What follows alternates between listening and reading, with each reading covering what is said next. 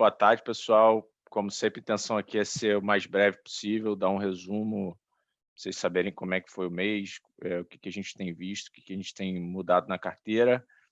No mês de janeiro, o Spellantano subiu 2,6% contra o Ibovespa aí, né, que é o principal índice de ações da bolsa, subiu 6,9%. Continua aquela tendência de dezembro ali de realização forte nas ações, principalmente do segmento doméstico, né? E da segunda semana em diante, a gente começou a ver uma reprecificação forte, uma alta aí de várias ações, não só dentro do doméstico, mas no índice também, né? Dessa alta aí do Ibovespa de 6,9%, gosto de destacar esse movimento que a gente já tem visto aí nos últimos meses, que eu comentei um pouco no mês passado. 3 pontos percentuais foram concentrados em bancos, né?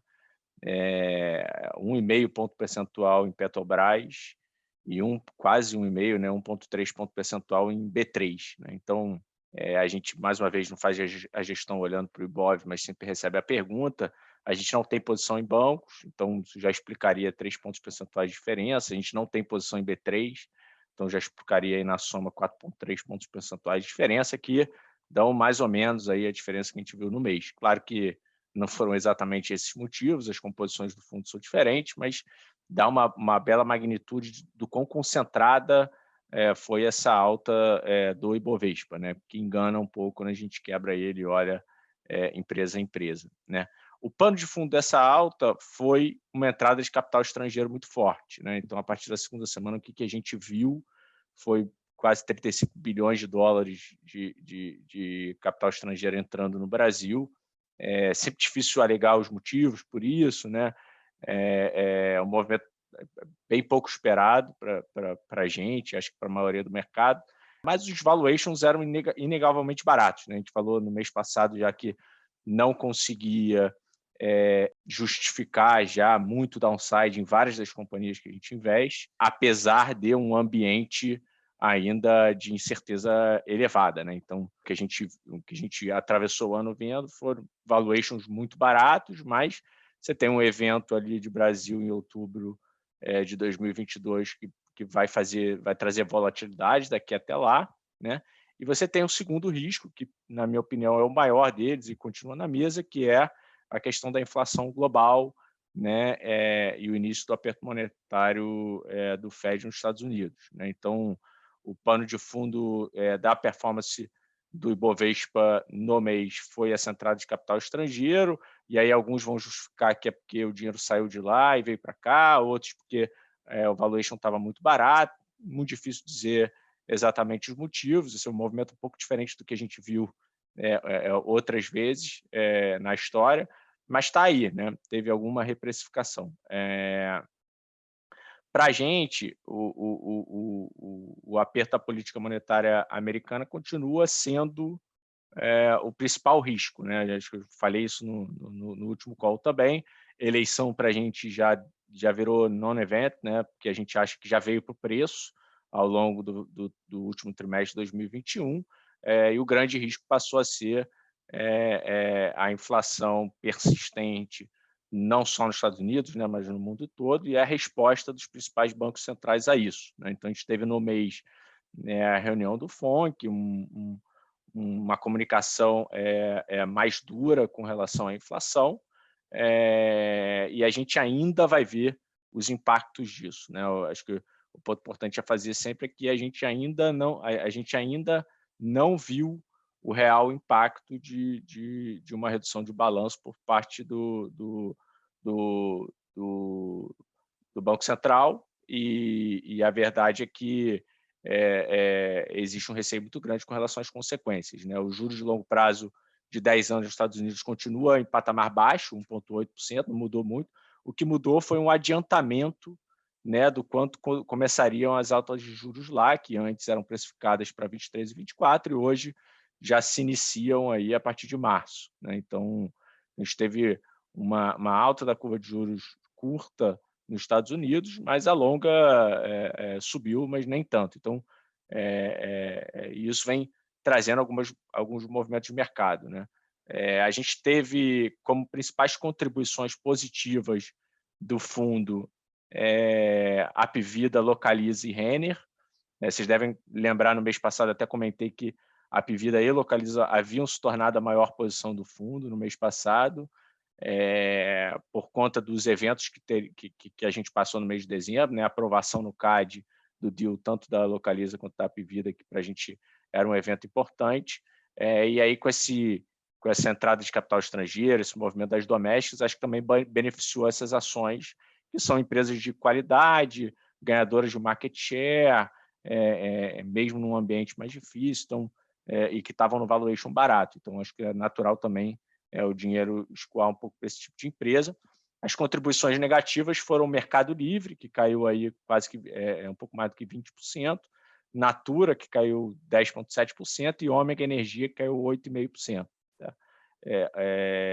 Mercado Livre, acho que tem um pouco do impacto acho que não tem um pouco do impacto da realização das empresas americanas de crescimento, né, por conta, mais uma vez, do aperto monetário.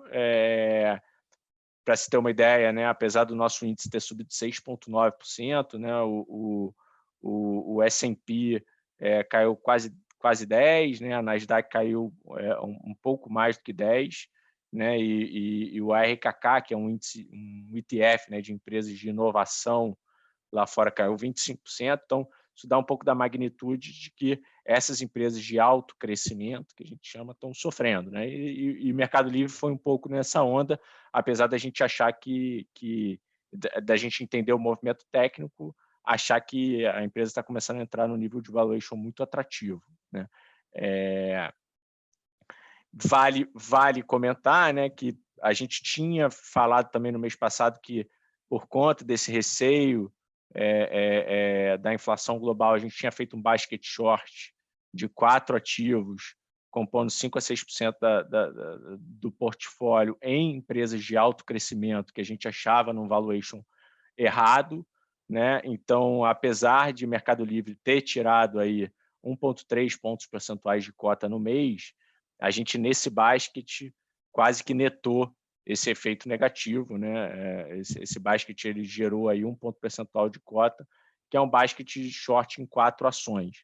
Uma dessas 4 ações a gente até zerou e a gente rebalanceou esse basket short, mas a gente continua com uma exposição no fundo à empresa de crescimento, principalmente Mercado Livre, long, em torno de 7% do fundo, Mercado Livre mais 2 outras empresas, e uma posição short de 6%, que nos dá uma certa proteção com relação a todo esse ruído e esse risco de reprecificação de empresas de alto crescimento, né? A gente já entrou no ano com medo disso e a gente, acho que de certa forma, conseguiu se proteger parte desse movimento.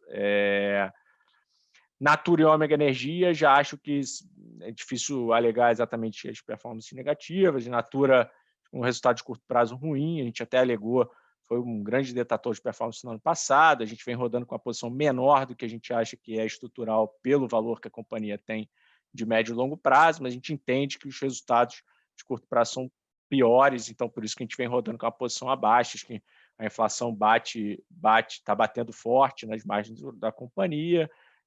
O ambiente econômico também atrapalha e toda a tese de turnaround da Avon acaba sendo atrasada diante desse ambiente, né? Então, a gente vem rodando com a posição menor, mas ela, de fato, vem underperformando aí, dando oportunidade para a gente ir adicionando um pouco mais no tempo. A Energia já acho que é um pouco mais de liquidez. A gente teve um evento no final do ano passado de fusão, né, da Ômega Geração com a Ômega Desenvolvimento, que a gente acha que de-risk um pouco esse ativo do ponto de vista de governança. Então, a gente vê bastante valor, né? O Ômega, hoje, a gente acha que negocia a IPCA mais 12% no seu fluxo de caixa. A gente acha que é a melhor companhia de energia renovável do país, com pipeline grande de desenvolvimento. Então, é um investimento que vem ganhando importância dentro da nossa carteira, apesar de ser um ativo que vem sofrendo, né? Então, as movimentações que a gente fez no mês foram alguns rebalanceamentos diversos, tá? Essa recomposição do basket short, né, que a gente já zerou uma das posições short que a gente tinha, porque de fato caiu bastante, a gente redistribuiu esse peso para outra que não caiu tanto. A gente montou uma pequena posição adicional de Vale, a gente aumentou a exposição do fundo em Vale. A gente tinha montado uma posição pequena em dezembro, que eu cheguei a comentar no último mês, e a gente aumentou via uma estrutura de derivativo agora. Pra vocês terem uma ideia, quando a gente comprou Vale no meio de dezembro, a Vale estava a R$ 80 reais por ação e o minério a $100 por tonelada, né? O minério andou quase 40% aí, se aproximando de $140 da tonelada, e a Vale praticamente não subiu, né? Subiu ali seus 3, 5%. Então, isso traz uma gordura para o preço de tela do minério, mas ainda assim a gente resolveu fazer via derivativo para limitar um pouco o downside, tendo em vista que, na nossa visão, esse preço de minério ele é um pouco mais especulativo do que o que a gente viu há um ano atrás, né, por conta de uma expectativa do governo chinês estimular a economia, né? Então, tem um pouco de especulação em cima desse preço de minério de ferro de tela, então a gente resolveu se proteger do downside via uma estrutura de derivativo que dá uma exposição para a gente legal em Vale, mas que protege um pouco de um cenário um pouco pior. Tá? Além disso, a gente abriu um investimento novo em Eneva. Né? Eneva é uma posição que a gente já teve no fundo, já não tinha há algum tempo, por conta da negociação lá de Urucu com Petrobras. Acho que o mercado veio adiantando um pouco disso no preço, deu oportunidade de a gente entrar. A empresa soltou um fato relevante na semana passada, realmente abriu a negociação, mas a gente acha que já estava no preço. Hoje a gente enxerga a Eneva com algum retorno e uma possibilidade de alocar capital por um bom tempo aí no setor de gás no Brasil. Né? Então, a gente acha que tem bastante oportunidade e a Eneva está bem posicionada. Ainda assim, é uma posição pequena de 3% do portfólio. No início do mês, a gente começou lá com 95% de exposição, 90%, 95%, a gente chegou a subir para quase 100% de exposição direcional, diante daquela queda brusca ali da primeira semana, e a gente fechou o mês com uma exposição direcional de 93%, tá? Porque a gente já botou um pedaço dessas altas de alguns ativos no bolso. Tá? Desses 93% de exposição direcional, na verdade, 10% é uma exposição sintética via derivativo, né? Então é 83 mais 10, especialmente em commodities. Quando a gente olha esses 93% hoje, basicamente 20% deles é em commodities, sendo que metade via derivativo com uma certa proteção ao downside mais brusco, 30% em domésticos com algum crescimento, né, e de alta qualidade, então Localiza, Apivida Intermédica, Renner, são cases que se enquadram dentro desses 30%.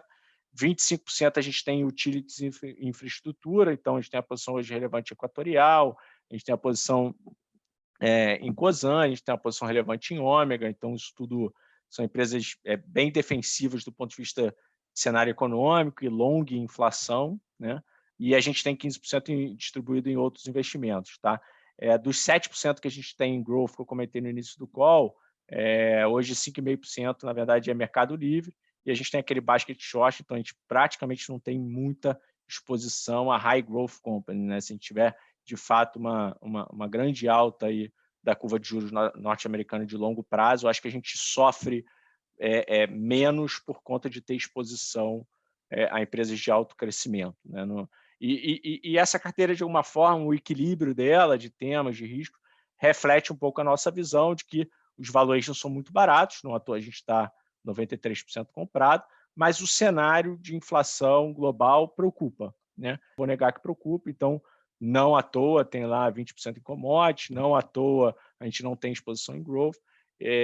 Então, uma carteira bem equilibrada, visando aí sempre aquele nosso horizonte de investimento de 3 anos, tentando se proteger também dos quebra-molas, né? Daqueles eventos de curto prazo que podem trazer aí descontinuidade da cota. Então é isso, pessoal. Agradeço aí. Estou aqui no mês que vem de novo para comentar um pouco dos nossos movimentos.